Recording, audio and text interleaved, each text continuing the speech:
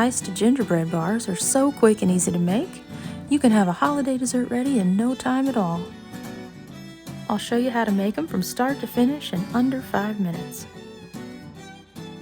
In a mixing bowl, add 1 cup of granulated sugar, 3/4 cup of melted butter, and I'm using unsalted butter here, 1 large egg, and 1/2 cup of molasses.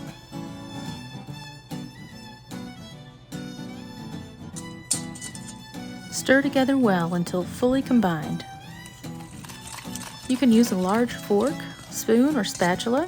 I'm using my favorite blending fork, and I use this probably more than anything in the kitchen. I'll leave a link in the description and you can check it out.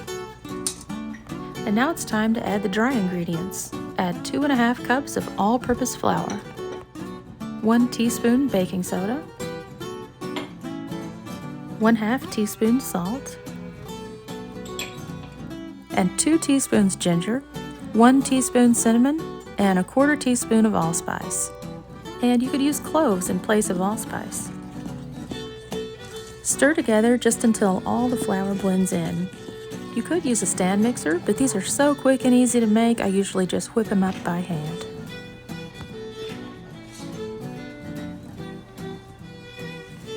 Next, you'll want to prepare a 9x13 pan. I usually just line mine with parchment paper. No need to spray or add butter. If you use parchment paper, they're guaranteed not to stick to the pan. If you don't have parchment, you could butter and flour the pan or use nonstick spray. But I really prefer using parchment paper. Press the dough evenly into the pan, and it's easiest to use a nonstick silicone spatula for this.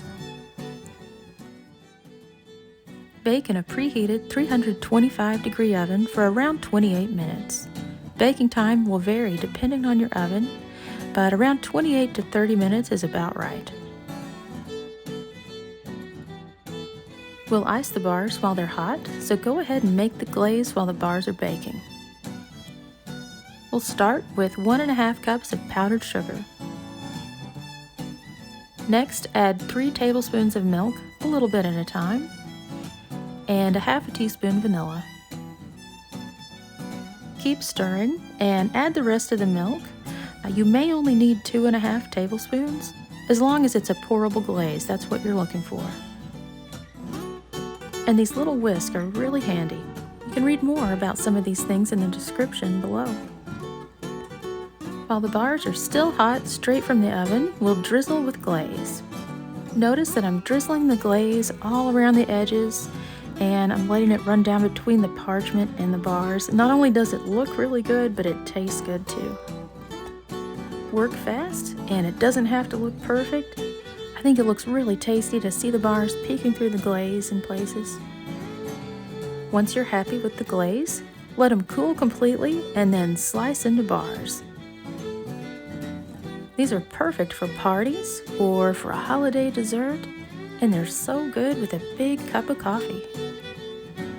I really hope you'll try this recipe and share it with your friends and family. And if you enjoyed this video, don't forget to like and subscribe. If you'd like printable recipes, visit my website at doublestopbakeshop.com. Thanks for watching, and I'll see you next time.